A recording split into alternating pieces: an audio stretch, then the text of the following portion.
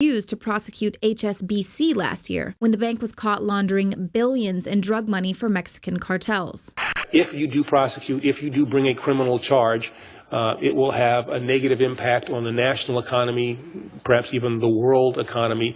And I think that is a function of the fact that some of these institutions have become too large. And in 2011, banking giant Wachovia received no criminal charges after they were found to have laundered more than $378 billion in drug money for the Sinaloa cartel as well. But incredibly, as cartel money laundering banks are protected by the federal government, the DEA has threatened those same banks with legal action if they store cash for small-time legal marijuana businesses in Washington and Colorado. As INFOWARS has said for years, the DEA at the highest level is nothing more than a smuggling and protection agency for cartels that work with major banks. Unfortunately, the federal government's relationship with dangerous cartels goes much further. High-ranking Sinaloa member Jesus Zambada Niebla recently admitted that the cartel had received weapons from the U.S. government for years under Operation Fast and Furious. While the Obama administration claims the operation was just to track guns into Mexico, Niebla revealed the weapons were to be used for war with rival cartels.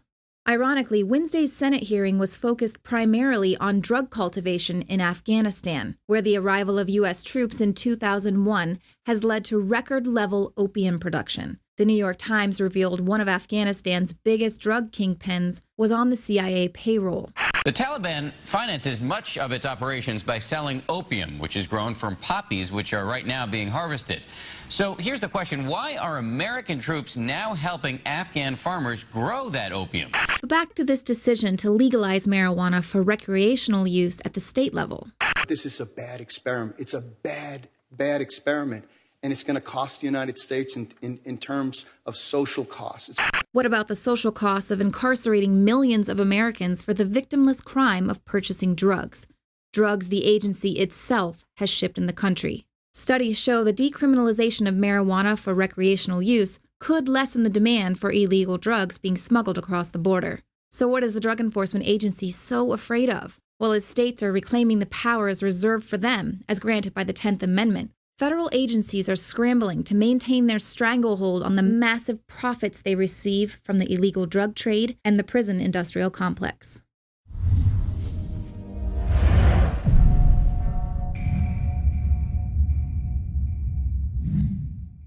So there's this huge debate right now. Some states have legalized marijuana, other states are totally against it. We've got a kid that's facing life in prison for making pot brownies. Meanwhile, the DEA is helping to funnel in billions of dollars worth of drugs for Mexican drug cartels in exchange for information. They're running it. And meanwhile, they're telling everybody that they're it's really a war of drugs on the American public. CIA, as we've all pointed out here, Alex for a long time has pointed out how it's being run by the government. But they've got these little bureaucratic fiefdoms, and it's not just the DEA and the police departments who get to seize people's property, but it's also even goes all the way to the prisons. They have a real piece of this, the public prisons as well as the government prisons. They've got a bureaucracy as well, but there's a lot of profit in the private prisons. Well, they're using soldiers, too, overseas to guard these opium fields, and then they're smuggling that stuff back to America. I mean, this whole... But if you get caught with it, you're going to jail. It's been going on for a long time, just like Tosh Plumlee pointed out. I mean, he broke all that with the Iran-Contra affair. We had...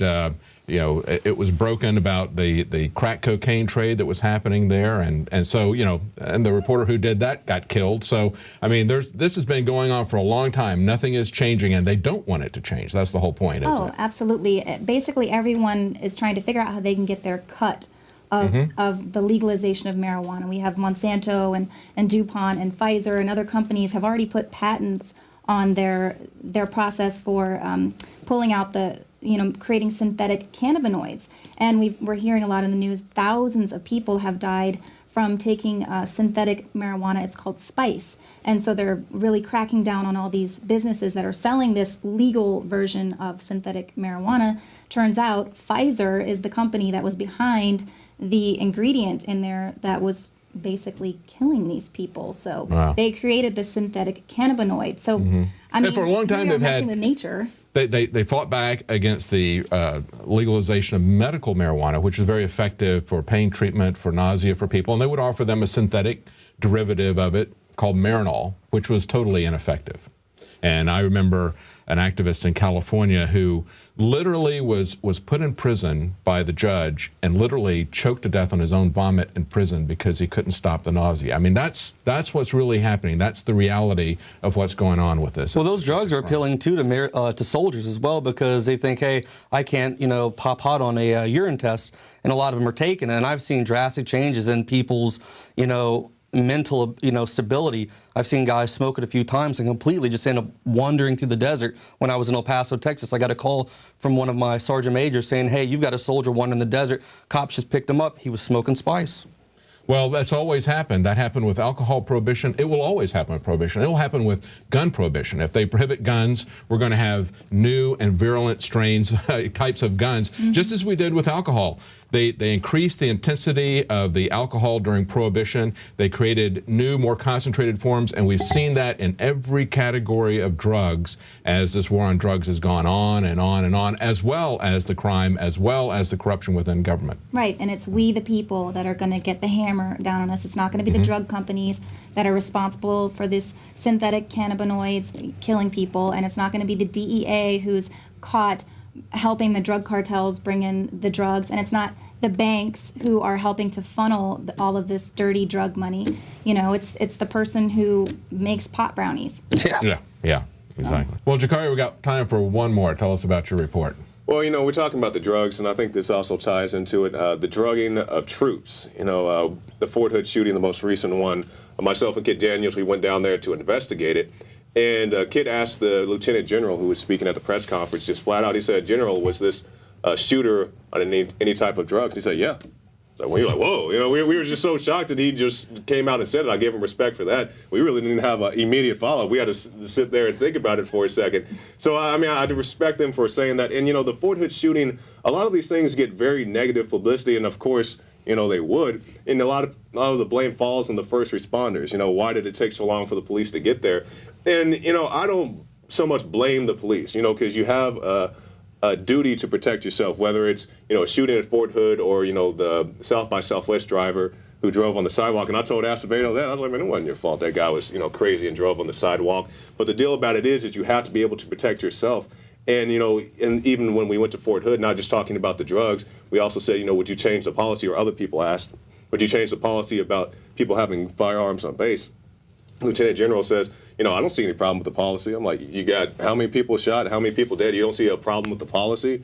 Yeah, well, he said the response time was pretty good, but it was not average. Good enough. They said it was average. I guess that's 12 minutes or so. The most unsafe place a soldier can be is on base, because your weapons are locked up in an armory. Right. You've got to call your commander. The commander's got to get an armor. The armor's got to show up whenever he decides to get there, and then they have to find the list. They've got to match your card with that weapon.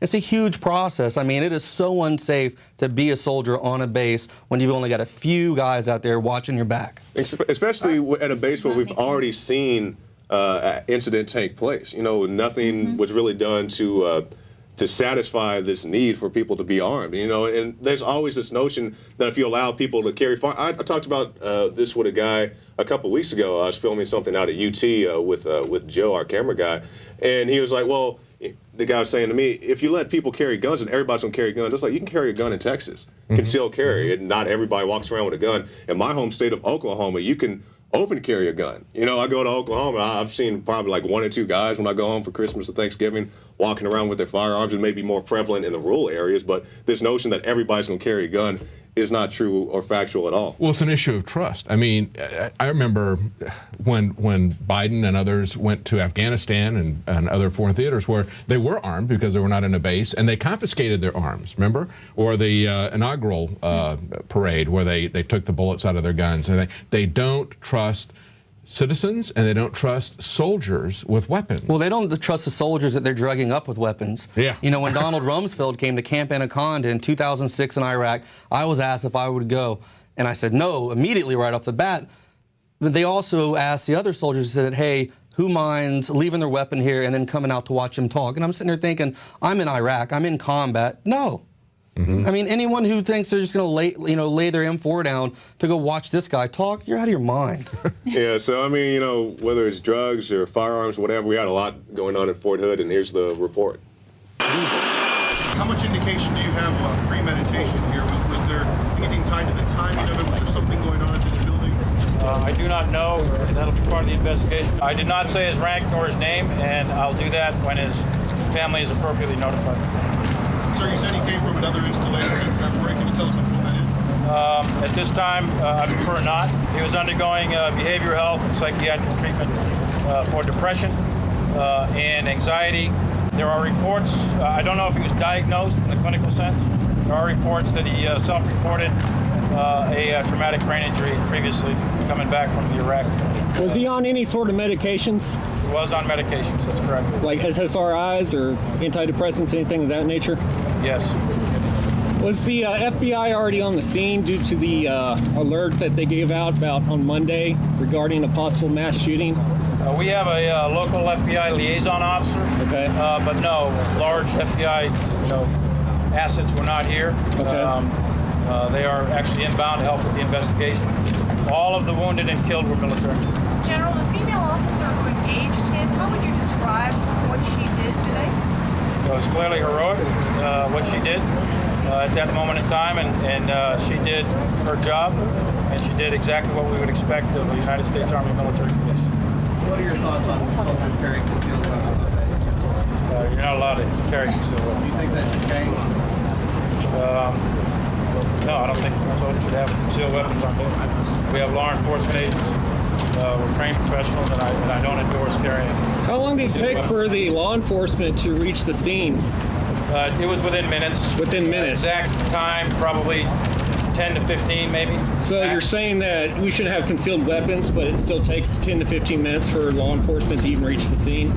What's your comments on that? I think the law enforcement acted very rapidly and swiftly, given the nature of this circumstance. I understand that, but there's still people that have died. I'm not going to get in a debate with you on carrying weapons on a military installation. I just ask for all your thoughts and prayers for the fallen and for the wounded in this particular case. Thank you very much. General, I know it all 8 years. Excuse me, General. General, what do you think about the FBI saying that there was a terror alert on Monday about a potential Fort Hood shooting, potential Fort Hood situation? There's no link that we know of to that particular case that we know of. We're investigating everything, but there's no particular link. I am aware of that FBI report, and there's no particular link to that we know of.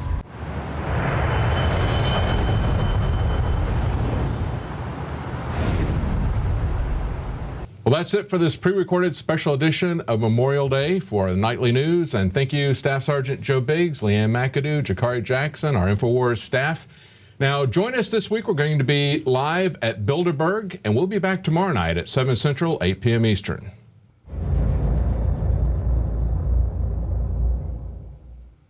Celebrate the spirit of freedom and liberty upon which our nation was founded at InfoWarsShop.com. Molon Lave is ancient Greek for come and take it. This popular design combines both classic Greek Spartan imagery with modern M16 assault rifles. Now available in women's tees and proudly made in the USA. Celebrate the spirit of 1776 with the George Washington brass belt buckle or this incredibly sharp-looking 1776 hat. Badass. And be sure to check out the new arrivals at InfoWars Life, where you can prepare your body to perform at peak levels with Survival Shield Nascent Iodine, Super Male Vitality, and Fluoride Shield. And wake up, America. Immune Support Blend is the healthy choice for the gourmet coffee lover. So get incredibly high-quality, freedom-based products and help fund the revolution at InfoWarsShop.com. You are watching the InfoWars Nightly News, which airs 7 p.m. Central at InfoWarsNews.com. Members can share their passcodes with up to 11 other people, and your support is helping us defend liberty worldwide.